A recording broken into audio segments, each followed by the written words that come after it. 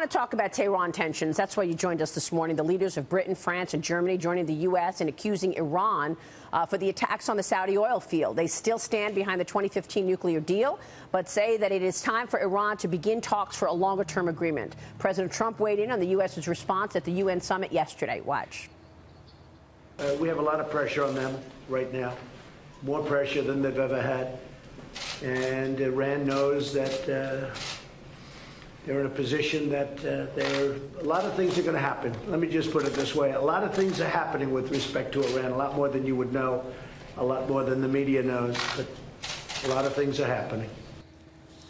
Richard, what's your response and takeaway on this Iran-Saudi conflict?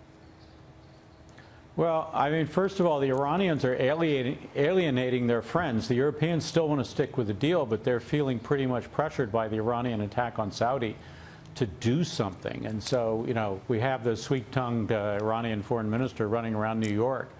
But we also see that French President Macron is really trying to work some kind of deal where he gets the U.S. to talk about a new deal with Iran, but he also pressures the Iranians to step up and be more serious. So I think, you know, in the end, Iran is in a bad position right now. They've lost a lot of sway with their European friends, and the Europeans are kind of stuck in the middle right now. Richard, it's Kevin Kelly, and so I guess my question to you is, you say they're in a tough position, but, you know, I think they're actually in a position of power given the fact that they filled the power vacuum in Iraq, right? I mean, the whole reason why we were able to defeat ISIS is because they actually sent military into Iraq, and so I think they're trying to negotiate from a position of power here because Germany, France, and the U.S. don't want to have to send more troops over to the Middle East to defend our positions over there. So what is your take in regards to the military aspect of Iran and the Saudi situation? Well, I think the Europeans are not about sending more troops to the Middle East no matter what happens. They do need to ensure the continuing flow of oil from the Middle East, but they'd be happy to let the U.S. take care of the military aspects of that. Richard, it's Jonathan Honig. Thank you for being with us. The president is sending some additional troops, support troops, but he's also promised increased, once again, maximum pressure when it comes to sanctions and all the economic boycotts, etc. Is that enough ultimately to keep us safe from whether it be drone attacks or attacks against allies in the Middle East? Is the economic sanctions going to be enough?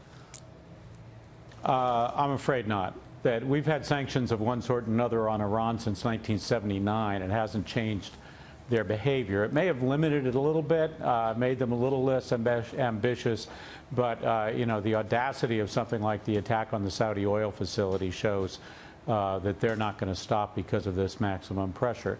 What a concerted effort from the international community, the U.S., the Europeans, make an effort to get China, India, and others on board, that might have some effect. But at present state, maximum pressure from the U.S. alone or from the U.S. and a small group of countries is clearly not going to change Iranian behavior. Let me move on to China. Treasury Secretary Steven Mnuchin taking President Trump by surprise yesterday, talking about the Chinese delegation and its canceled U.S. farm visit. Take a listen. That was actually at our request they delayed that. So we didn't want there to be any confusion. They have started buying agriculture. They're going to reschedule that at a different time. The timing didn't work. But that was purely at our request. Why was that our request, just out of curiosity? We didn't want confusion around the trade. Yeah, but I want them to buy farm products. There was no confusion. We wanted them to buy agriculture. They committed to buy agriculture. China is now going to hold back the tariffs on soybeans, and they're going to buy more agriculture. Do you expect a deal between the two nations, Richard? I do expect a deal. The question is, when is it going to come? I mean, we're in this strange position where there is a deal on the table. Everybody pretty much knows what it is. Buying mission, opening some sectors, promises of further opening. But it seems like the president still wants to win and Xi Jinping doesn't want to lose. So I think first we've got to get beyond the October 1st, 70th anniversary of the People's Republic. Xi Jinping's got to get beyond that. He can't take anything that might shake his reputation before then, and then see how they can work out a deal where it seems like both guys come out winners. But you know, I win, you lose is not going to work. It's got to be they both come out looking good. Richard, good to have you on the program this morning. Thanks so much. Thank you very much. Richard Boucher joining us there.